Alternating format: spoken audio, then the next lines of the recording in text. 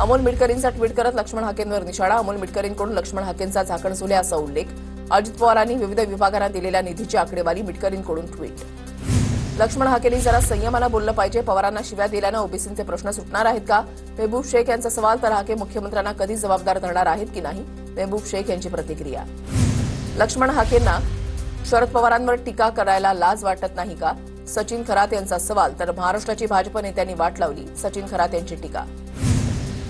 सुधाकर बडगुजर यांच्या संभाव्य भाजप प्रवेशाला विरोध सुरू. स्थानिक लोकप्रतिनिधी आणि कार्यकर्त्यांना विचारात घ्यावं. नाशिकचे भाजपचे माजी नगरसेवक श्याम बडोदे नाराज. याआधी आमदार सीमा हिरेंनी बडगुजरांना विरोध दर्शवला होता. माझी भूमिका 2 ते 4 दिवसात स्पष्ट होईल. हकालपट्टीचा निर्णय एकतर्फी झालेला दिसतोय. बडगुजर यांची टीका. पुण्यामध्ये भाजप पदाधिकाऱ्याकडून पालिकेतील महिला अधिकाऱ्याचा छळ. कुठल्याही पक्षाचा असो कारवाई होणार. मुख्यमंत्री देवेंद्र फडणवीसांचा इशारा. सगळ्यांचा बाप म्हणून भाजपचा मुख्यमंत्री बसलाय. 2029ला आमदार आणि खासदार भाजपचेच आले पाहिजेत. धाराशिव जिल्हा नियोजन समितीमधल्या कामांना स्थगितीच्या मुद्द्यावर बोलताना नितेश राणेंचा घणाघात.